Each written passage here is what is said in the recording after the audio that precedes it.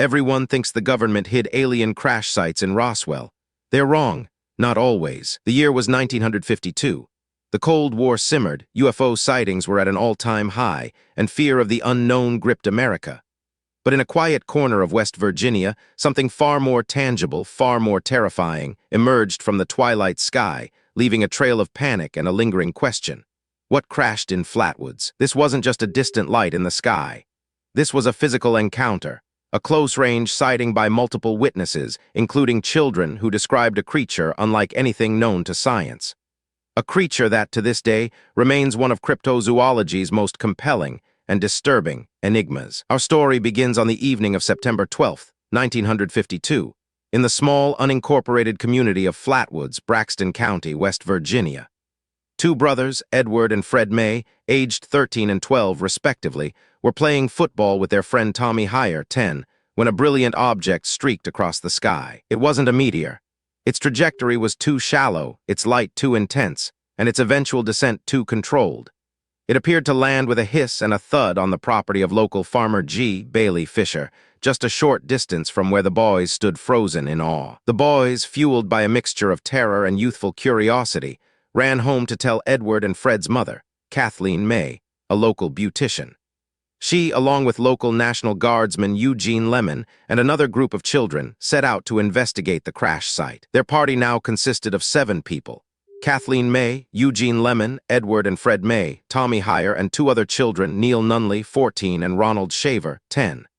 They carried flashlights, their only protection against the encroaching darkness and the unknown that awaited them. As they approached the top of a hill overlooking the Fisher farm, a strange, pungent mist hung heavy in the air. Described as a metallic burning odor, it immediately caused their eyes to water and their throats to burn. This wasn't natural. Eugene Lemon, leading the group, was the first to spot it. 2 small but intensely glowing red lights in a nearby oak tree.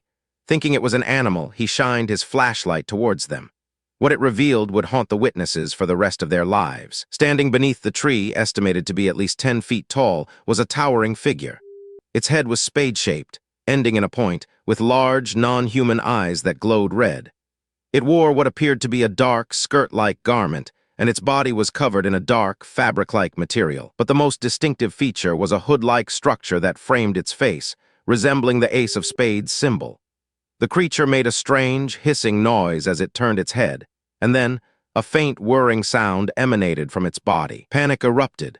Kathleen May screamed, and the entire group fled, their terror overriding any desire for further investigation.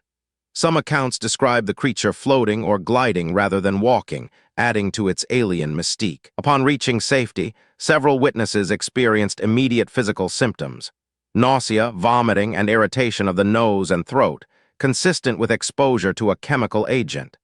These symptoms persisted for days, even weeks in some cases. The local sheriff and a deputy were called, but they found nothing except the lingering odor and a strange, oily residue on the ground near the alleged landing site.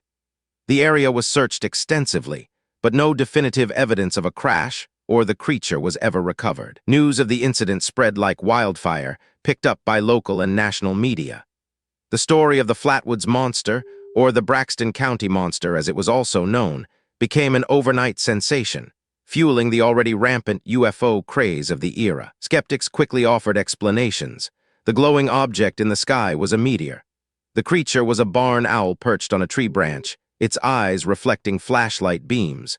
The lingering odor was from a nearby chemical plant or perhaps even a skunk. However, the sheer size of the creature, 10 feet tall, and the detailed descriptions of its head and body don't easily align with a barn owl. And while a meteor is plausible for the initial sighting, it doesn't account for the creature or the physical symptoms. Another theory proposed a pulsing, flaming meteor, followed by a monster that was actually a local animal, perhaps a raccoon, distorted by fear and the dark.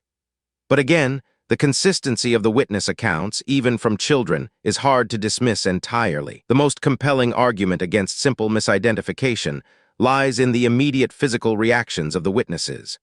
Nausea, vomiting, and throat irritation are not typical responses to seeing an owl or a raccoon, no matter how startling. Could the monster have been a piece of equipment, perhaps a military drone or experimental aircraft, damaged in a crash and emitting noxious fumes?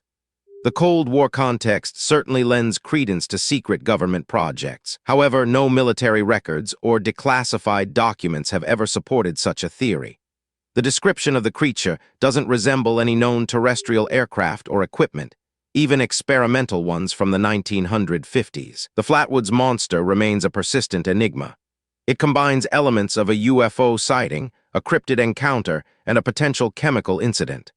The lack of definitive physical evidence, coupled with the vivid and consistent witness testimonies, keeps the mystery alive. Was it a creature from another world, crash landing in rural West Virginia? A misidentified earthly phenomenon amplified by fear?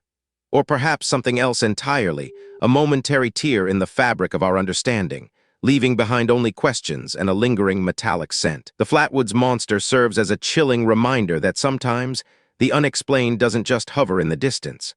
Sometimes it lands right in our backyard, forcing us to confront the limits of our knowledge and the vast, unsettling possibilities beyond. Next, we'll explore the chilling parallels between the Flatwoods encounter and other alleged alien crash incidents.